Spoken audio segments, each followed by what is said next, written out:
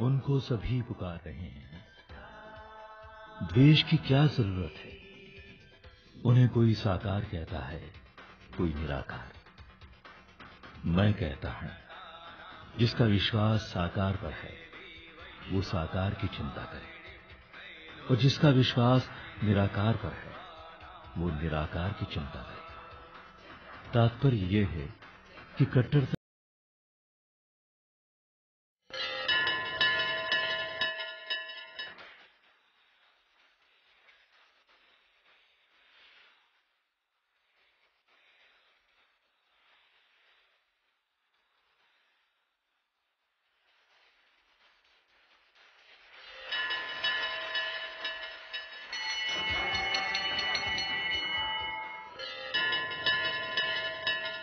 उनको सभी पुकार रहे हैं। द्वेष की क्या जरूरत है? उन्हें कोई साकार कहता है, कोई निराकार। मैं कहता हूं, जिसका विश्वास साकार पर है वो साकार की चिंता करे, और जिसका विश्वास निराकार पर है वो निराकार की चिंता करे। तात्पर्य यह है कि कट्टरता की कोई आवश्यकता नहीं। आध्यात्मिक जीवन का ये वो बुनियादी सिद्धांत है जो श्री रामकृष्ण परमहंस को परम उच्च संतों की श्रेणी में रखता है। श्री रामकृष्ण का जन्म कामारपुकुर नामक गांव में सन 1836 को हुआ था। कामारपुकुर पश्चिम बंगाल के हुबली जिले का एक छोटा सा गांव, जहां पिता शुद्री रामचंद्र जी और माता चंद्रमणि देवी के साथ सहृदयी परिवार के बीच श्री रामकृष्ण का लालन पालन हुआ।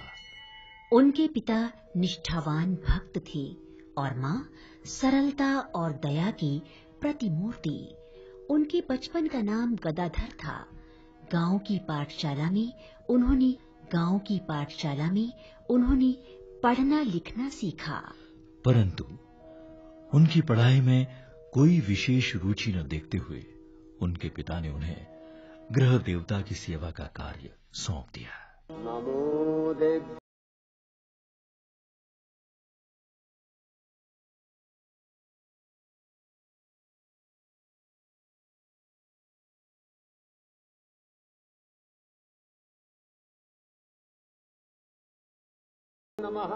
बचपन से ही सदानंदी श्री रामकृष्ण को गांव के सभी लोग प्यार करते थे। उनकी मधुर वाणी को सुन आह्लादित होते थे। उनका गला अत्यंत मधुर था। गांव में होने वाले धार्मिक ग्रंथों के पाठ सुन उन्हें आरंभ से अंत तक दोहराना उनके लिए न कोई मुश्किल कार्य था। ईश्वर के प्रति प्रेम तन्मयता देख परिवार के साथ साथ सभी लोग आश्चर्यचकित रहते। जिस एकाग्र चित्तता से श्री रामकृष्ण पूजा पाठ नियम धर्म का पालन करते वो अद्भुत था।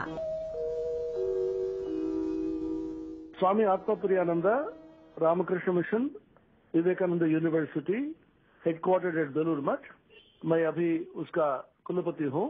Shri Ramakrishna message is universal and timeless. उनका जो आध्यात्मिक संदेश जो है उसको दो वाक्यों में हम समराइज करते जाएंगे तो ऐसा हो सकता है। बंगाली में उन्होंने बताया, he used to say in his colloquial Bengali, भावेर घरे चूरी करो ना, मौन मुख एक्ट करो। इसका ये मतलब ये है, तुमको जो भाव है अंदर में, मन की जो भावना है उसको पवित्र रखना है। भगवत गीता में इसको बोलते हैं, भगवान श्री कृष्ण ने बताया भाव संशुद्धि। भाव संशुद्धि का मतलब ये है अंदर की भाव बहुत पवित्र शुद्ध रखना है। आधुनिक भाषा में हम हिडन एजेंडा बोलते हैं ना, हम एक सोचता हूँ, एक कहता हूँ, जो कहता हूँ जो नहीं करता हूँ। मेरे भाव, सोच और कथन और काम, ये तीनों एक लाइन में जाना है। इसलिए रामकृष्ण ने बताया मौन मुख एक करो। मन में जो सोच विचार हमको होता है, भाव होता है, और काम में जो करते हैं वो दोनों एक होना चाहिए। हम लोगों की समस्या, आधुनिक समस्या ये है, मॉडर्न वर्ल्ड का समस्या, हम सोचते एक हैं, कहते और एक है, और करते बिल्कुल और एक है। इसलिए हम लोग की शक्ति बहुत नष्ट हो जाता है। If you think this one thing, say the same thing and do the same thing, then your thought, word and deed, all the three of them should be one straight line, and that becomes extremely powerful. वेद में एक बहुत अच्छा एक मंत्र है, वांग में मनसि प्रतिष्ठिता मनो में वाचि प्रतिष्ठितम। वाक मतलब हम लोगों का कथन प्रतिष्ठित होना चाहिए हमको भाव के आधार में। कलियुग में, इस आधुनिक युग में, 21st सेंचुरी में तपस्या सत्य कथा है, सत्य वचन, सत्य आचरण और सच सोच विचार। If people can practice this much, then the whole world will be transformed in a very, very few days. The number of people who think and speak and do along one particular line, if it increases, world will be a much better place.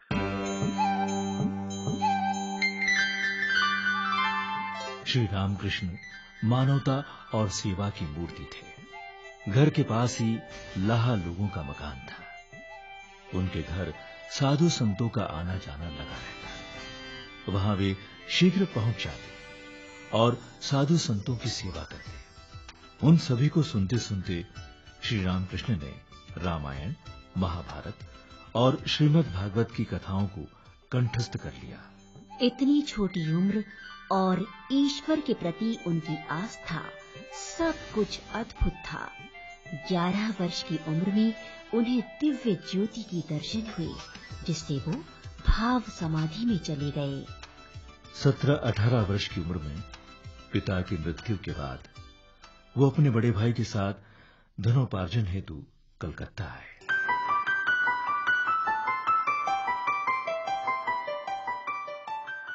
कुछ दिन वो नाथ के बगीचे में रहे, फिर गणमान्य मित्र परिवारों के घर ग्रह देवता की पूजा पाठ करने लगे। श्री रामकृष्ण के बड़े भाई रामकुमार कलकत्ता पर, जो आजकल कोलकाता कहलाता है, के काली मंदिर में पुजारी थे। श्री रामकृष्ण बीच बीच में अपने भाई से मिलने कलकत्ता से दक्षिणेश्वर आया करते थे। उनकी भाव भक्ति के कारण उनको भी सहायक पुजारी के रूप में नियुक्त कर लिया गया। कुछ दिन पूजा करने के उपरांत श्री रामकृष्ण में परिवर्तन आया। उनका मन संसार की बातों से हटने लगा। वे घंटों काली माता की मूर्ति के सामने बैठे रहते। वो स्वयं को उस खोज की तरफ खींचता महसूस करने लगे, जिसके लिए सामान्यतः छोटी उम्र में कोई सोचता भी नहीं। स्वामी निखिलेश्वर आनंद, अध्यक्ष रामकृष्ण मठ, बड़ौदा, गुजरात, कि प्रत्येक मनुष्य का लक्ष्य है ईश्वर प्राप्ति, दिव्यता की प्राप्ति। इसीलिए उसका मनुष्य जन्म हुआ है। यदि वह नहीं हुआ तो उसका मनुष्य जन्म वृथा जाता है, क्योंकि फिर पशु में और मनुष्य में कोई अंतर नहीं रह जाता। नंबर 2, कि ये जो भगवान की प्राप्ति करनी है, आत्मा का साक्षात्कार करना है, उसके 2 उपाय हैं। एक हिमालय में जाकर के तपस्या करना और सन्यासी बन जाना, और दूसरा उपाय है गृहस्थाश्रम का पालन करते, समाज में रहते रहते और गृहस्थाश्रम के सभी कर्तव्यों का निर्वाह करते करते भी उस ईश्वर की प्राप्ति हो सकती है।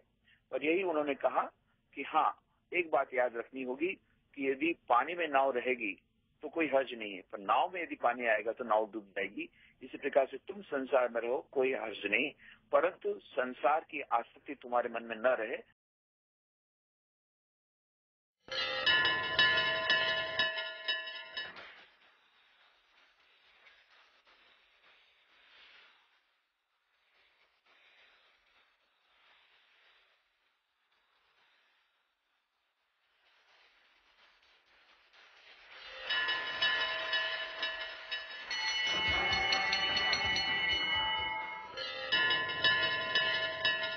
उनको सभी पुकार रहे हैं। द्वेष की क्या जरूरत है? उन्हें कोई साकार कहता है, कोई निराकार। मैं कहता हूं, जिसका विश्वास साकार पर है वो साकार की चिंता करे, और जिसका विश्वास निराकार पर है वो निराकार की चिंता करे। तात्पर्य यह है कि कट्टरता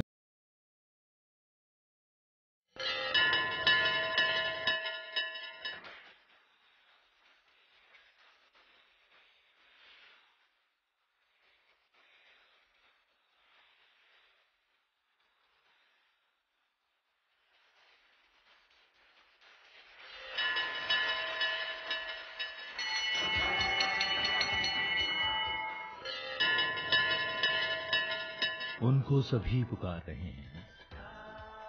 द्वेष की क्या जरूरत है? उन्हें कोई साकार कहता है, कोई निराकार। मैं कहता हूं, जिसका विश्वास साकार पर है वो साकार की चिंता करे, और जिसका विश्वास निराकार पर है वो निराकार की चिंता करे। तात्पर्य यह है कि कट्टरता की कोई आवश्यकता नहीं। आध्यात्मिक जीवन का ये वो बुनियादी सिद्धांत है जो श्री रामकृष्ण परमहंस को परम उच्च संतों की श्रेणी में रखता है। श्री रामकृष्ण का जन्म कामारपुकुर नामक गांव में सन 1836 को हुआ था। कामारपुकुर पश्चिम बंगाल के हुबली जिले का एक छोटा सा गांव, जहां पिता शुद्री रामचंद्र जी और माता चंद्रमणि देवी के साथ सहृदयी परिवार के बीच श्री रामकृष्ण का लालन पालन हुआ। उनके पिता निष्ठावान भक्त थे और माँ सरलता और दया की प्रतिमूर्ति। उनके बचपन का नाम गदाधर था। गांव की पाठशाला में उन्होंने पढ़ना लिखना सीखा, परंतु उनकी पढ़ाई में कोई विशेष रुचि न देखते हुए उनके पिता ने उन्हें गृह देवता की सेवा का कार्य सौंप दिया।